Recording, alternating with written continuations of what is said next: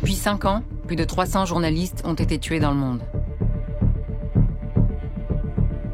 Forbidden Stories existe pour que leurs enquêtes ne disparaissent pas avec eux. Forbidden Stories, an international network of journalists designed to finish these stories and the investigations. Nous poursuivons le travail de journalistes assassinés, emprisonnés ou menacés partout dans le monde. Collaboration brings protection. Why kill a journalist if you have 50 others ready to carry on his work? Depuis sa création, Forbidden Stories a publié des enquêtes majeures.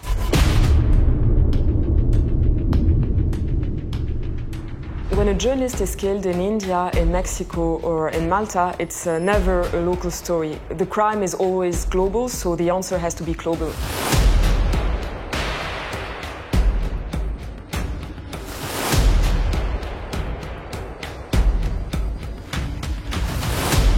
Pour ces enquêtes dangereuses, notre organisation s'appuie sur un réseau international de 150 journalistes. Avec plus de 60 médias partenaires, nos enquêtes sont publiées dans une cinquantaine de pays. Forbidden Stories brings together journalists from around the world who are bound by this mission of telling truths that otherwise would be uncovered. I feel like you guys have my back, and this feeling has come to me after a very long time. To think about it like a many-headed hydra, I guess. You stop the story today, it will come back again tomorrow. Notre but, assurer un accès à une information indépendante. We learn from one another. We expand our resources. We have really large teams working on investigations.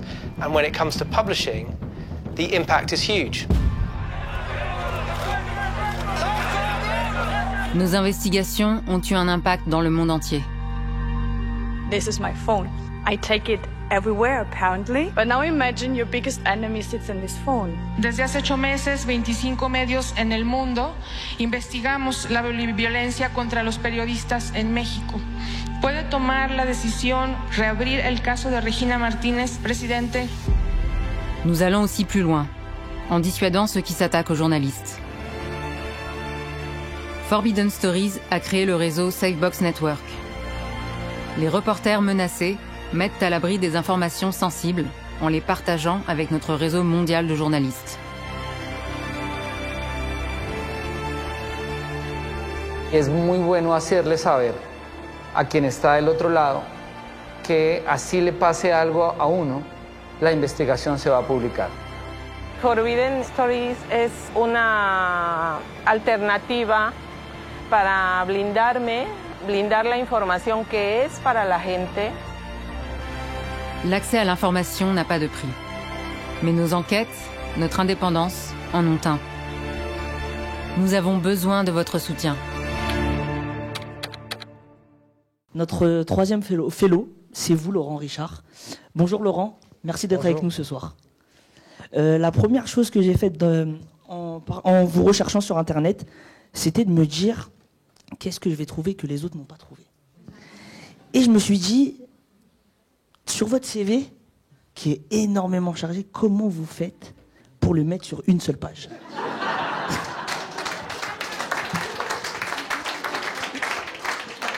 Bien évidemment, j'ai compris que c'est grâce à vous que WeTransfer existe. Donc, vous êtes journaliste, producteur et réalisateur de documentaires, auteur de nombreuses investigations diffusées sur France Télévisions, Canal+, Arte. Vous êtes également le cofondateur du magazine Cache Investigation.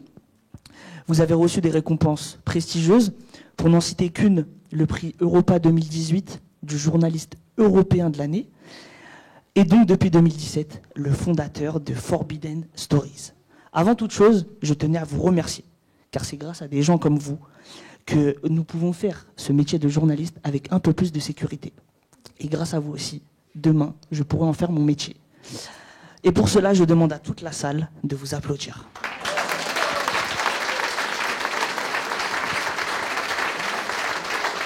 Merci beaucoup. J'ai essayé de rallonger un petit peu, ça a été compliqué. Ma première question est simple. Comment vous est venue l'idée de créer l'association Forbidden Stories et quel a été l'élément déclencheur ? Déjà, merci pour l'accueil et puis les mots très sympas dans cette présentation. Et si cette expérience de Forbidden Stories peut inspirer d'autres personnes comme toi, comme d'autres ici, c'est absolument génial. Et d'ailleurs, c'est vraiment une très bonne idée à Ashoka vraiment de penser à ça et le journalisme collaboratif. Depuis 6 mois, je l'enseigne aussi maintenant et je pense que ça fait partie aussi des choses à enseigner dans les écoles de journalisme pour essayer un peu de changer les façons de penser. Mais pour répondre à ta première question qui était sur l'élément déclencheur de pourquoi, en fait c'est toujours un peu difficile de résumer tout en une expérience, une réponse de pourquoi j'ai créé ça ou pourquoi mais ça faisait 20 ans que j'étais journaliste d'investigation, c'est-à-dire plutôt en gros concentré sur des longs sujets, donc qui durent assez longtemps, un peu complexes, où le point commun de tous ces sujets, c'est faire parler des gens qui ne veulent pas parler, en général. J'ai enquêté sur je ne me suis jamais vraiment spécialisé. J'ai enquêté sur des secteurs financiers, le secteur de l'industrie pharmaceutique. J'ai aussi fait quelques conflits. Je suis allé plusieurs fois en Irak sur différentes périodes, d'autres conflits, mais je suis souvent allé dans des pays où il y avait très peu de liberté de la presse et dans des pays où il était très difficile d'être journaliste. Et cette expérience-là m'a déjà, au fur et à mesure, convaincu qu'en étant le journaliste qui venait d'une démocratie et la liberté de la presse dont je disposais ici dans mon pays, où même si on peut être poursuivi, et c'est très bien de pouvoir être poursuivi et que chacun puisse nous poursuivre en diffamation s'il s'estime diffamé, au moins on a un cadre de droit en France qui existe, et que le fait d'aller, quand je suis allé par exemple, en fait pour moi la création de Forbidden Stories s'est passé vraiment sur une année, en 2015.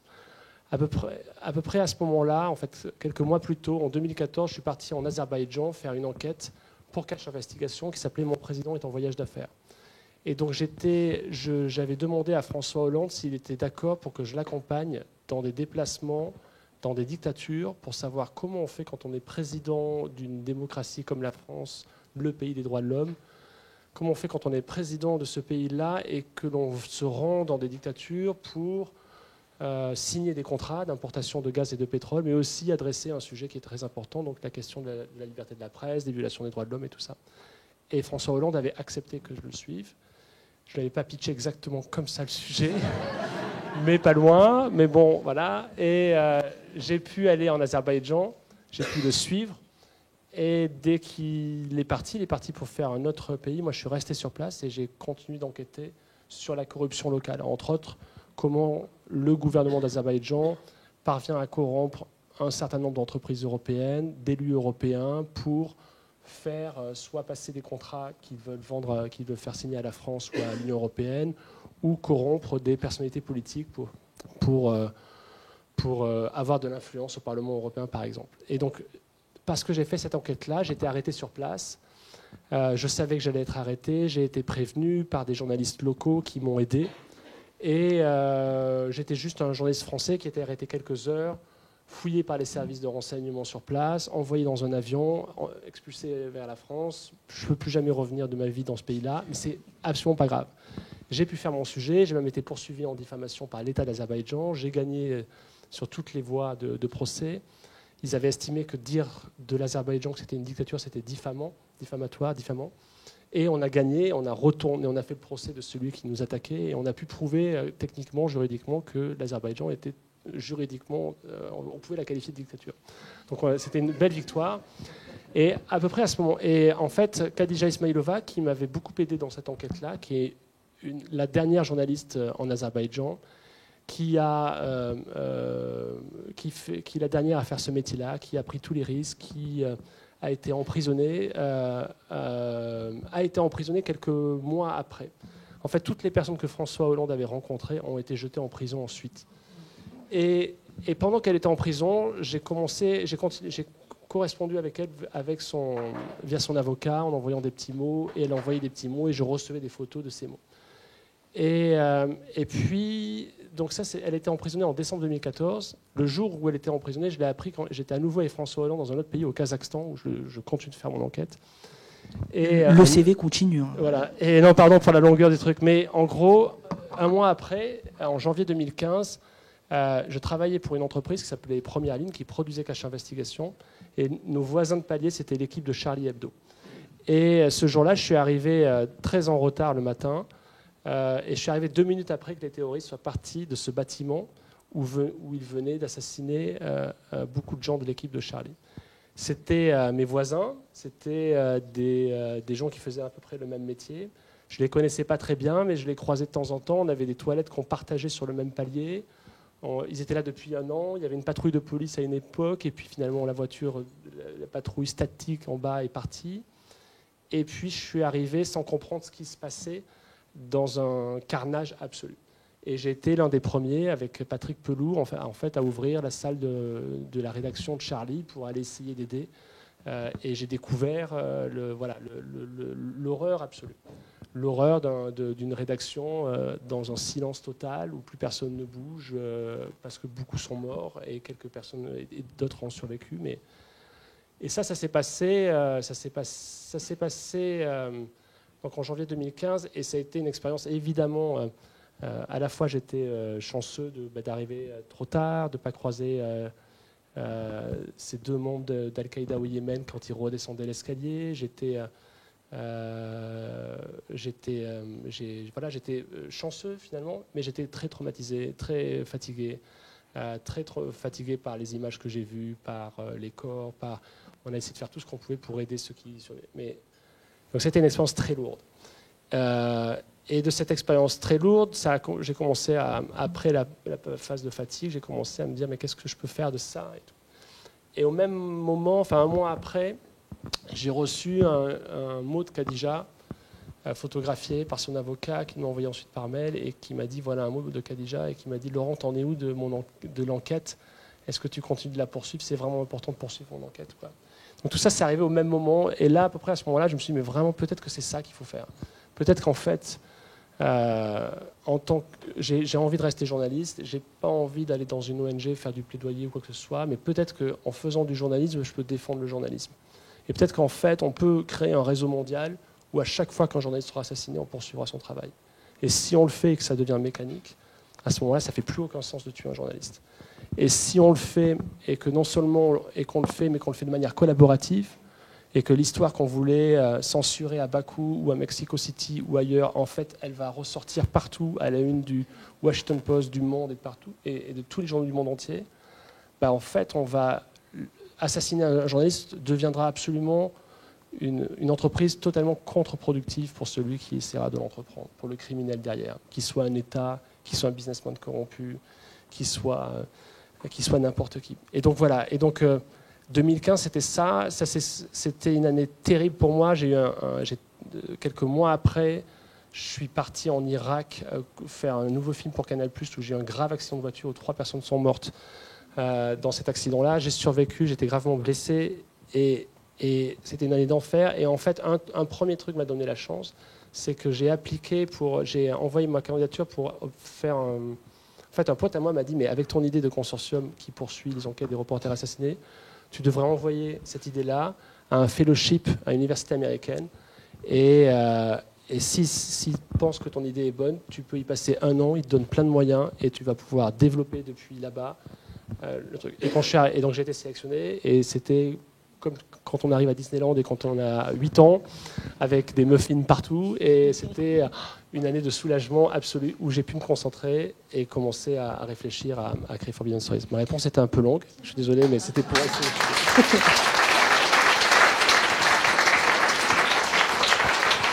Merci. On va faire un petit saut en avant. On va se placer en 2023. Aujourd'hui, quelles sont les principales missions de votre association ? Alors, il y en a 2. Il y a une mission globale, on poursuit les enquêtes des reporters assassinés, menacés ou emprisonnés. Et on le fait de manière collaborative. Et donc, on l'a fait après l'assassinat de Daphne Caruana Galizia, qui était notre première enquête collaborative. 45 journalistes, 18 organisations de presse. Et on l'a fait après l'assassinat de Regina Martinez, une journaliste mexicaine. On a aussi poursuivi son travail. On était encore un peu plus nombreux. On a fait aussi le projet Pegasus, qui était un peu différent, où là, on a eu accès à un leak important de données sur les cibles visées par des États qui utilisaient un logiciel qui s'appelle Pegasus, un logiciel de cybersurveillance. Et on a fait ce projet qui nous a rendu aussi encore plus visible dans le monde entier.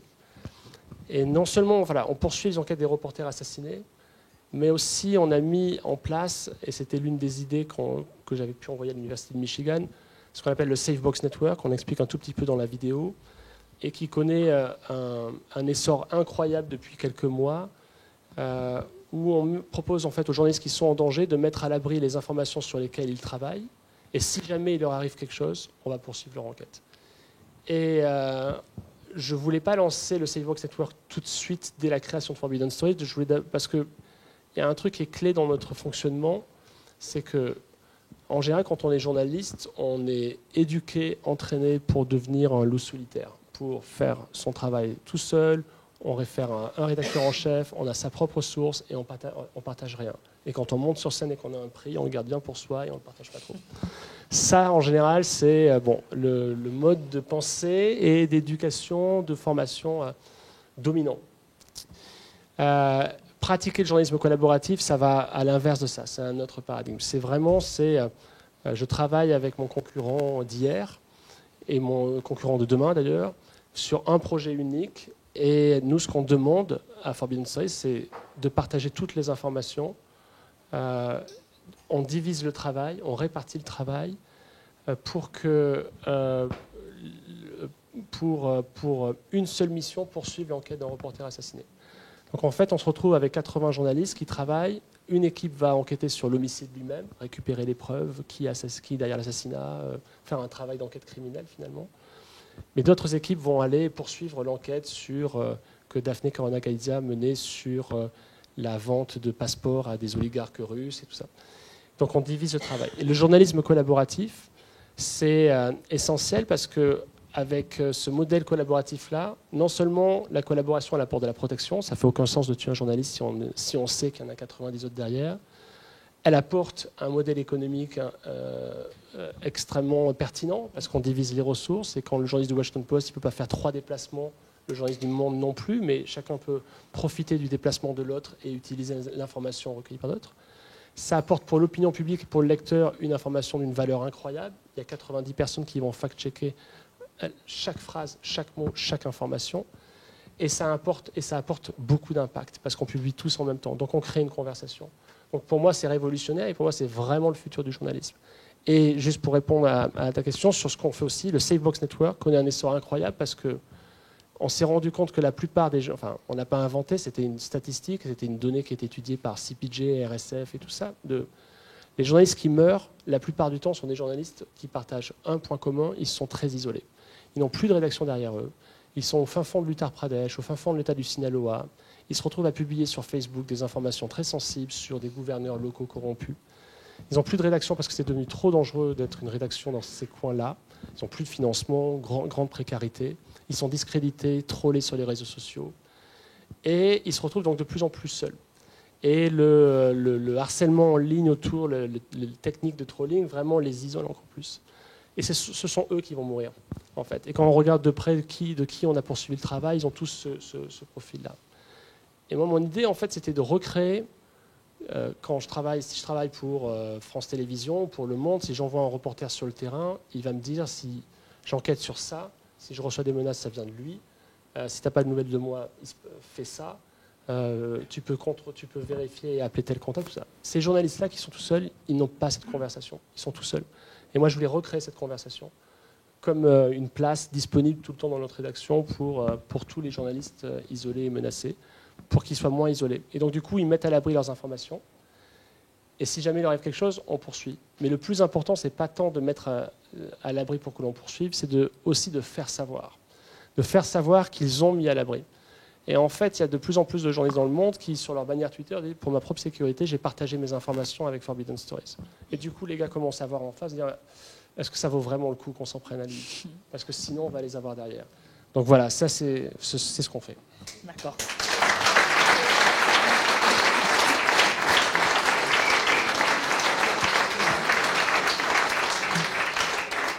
En 2017, quand Daphné Galicia meurt et que vous avez après le dossier là sur vous dans votre bureau, comment vous faites pour gérer la pression et la responsabilité qu'impose votre tâche?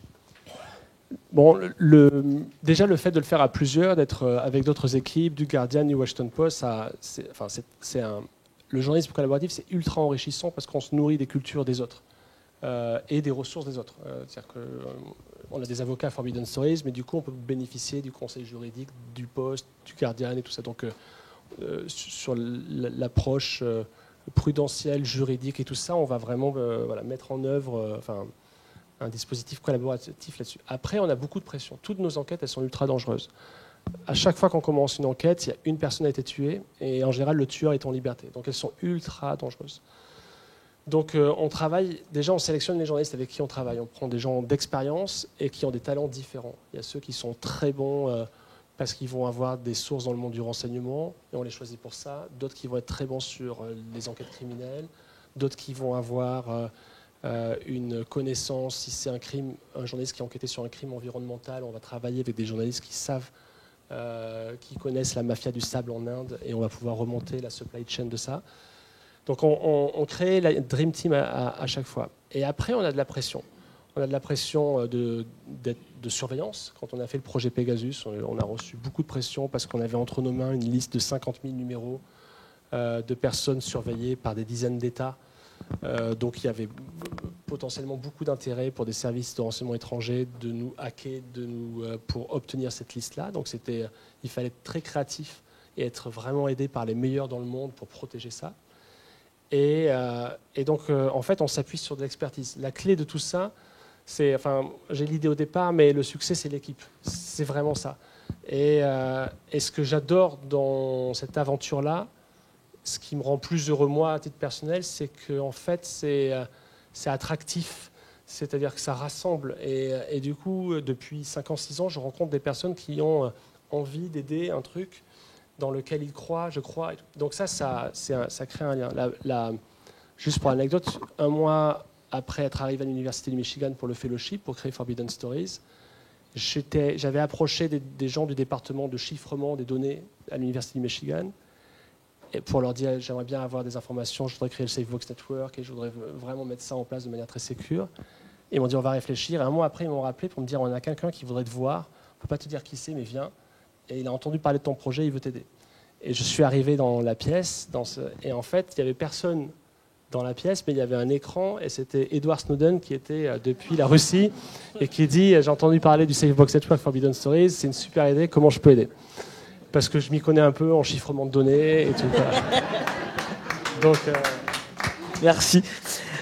Pour finir, qu'est-ce qu'on peut vous souhaiter pour vous et votre association? De lever plus de fonds encore. Si certains sont intéressés, j'ai plein de cartes de visite dans ma poche et on peut discuter. Non, déjà d'être là, c'est franchement génial. Je ne dis pas ça dans un esprit corporate ou de branding de l'événement, mais vraiment, mais je le fais quand même, mais vraiment c'est sincère. On est dans une phase où, au début, moi, je n'étais pas entrepreneur, j'étais journaliste. Après, j'ai fait un peu de management en étant rédacteur en chef, mais je pense que ça fait 5 ans, 6 ans que j'apprends 12 métiers par jour, quoi. Et ça fatigue, ça crée un stress, on prend des décisions et les journées de télétravail se transforment en journées de call. Et il n'y a plus aucun espace, il ne reste plus 20 secondes pour faire une transition entre un call sur la finance, un call sur un conflit avec un partenaire, ou un truc comme ça. Et on est passé de 2 à 12 en 5 ans, et là on passe à 18 en 2-3 mois, salariés à plein temps, avec 150 journalistes qui travaillent, 60 organisations de presse. Et en fait, on est bizarrement dans une période où, avec un grand succès, on a eu plein de prix et tout. Et pour moi, en tant que patron de la boîte, c'est aussi, pour partager ça de manière sincère, c'est aussi un moment très stressant où je me dis, mais de passer de 12 à 18, et puis peut-être de 18 à 30 ou 40 après, il faut savoir le faire, il faut savoir l'absorber, et il faut savoir être entouré. Et donc, on a fait notre premier comité d'accompagnement, Kodak et tout, qui était très efficace et j'attends, je pense que c'est vraiment une chance incroyable d'être fellow Ashoka parce qu'il faut réussir ce virage-là Et il y a plein de choses qui ne s'inventent pas, quoi. Et donc j'ai besoin d'expertise et tout ça. Et donc savoir juste qu'il y a une organisation qui existe comme ça, où des gens, on s'est vu avec Édouard Malo cette semaine, ça, prennent de leur temps gratuitement pour aller aider des initiatives dans lesquelles ils croient, c'est énorme, quoi. Donc, vraiment merci à Choca et au Support Network pour ça.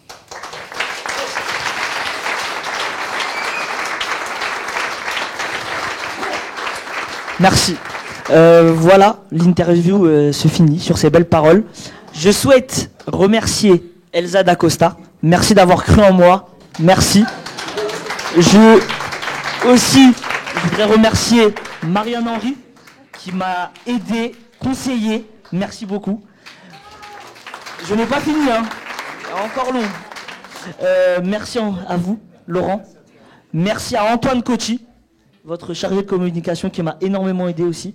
Et aussi à Julia Kenel Angiolini qui n'a pas pu être là aujourd'hui. Merci à elle. Et merci à vous tous.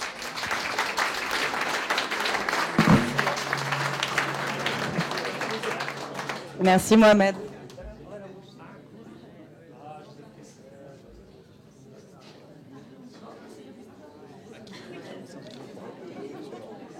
Alors, je hack la soirée.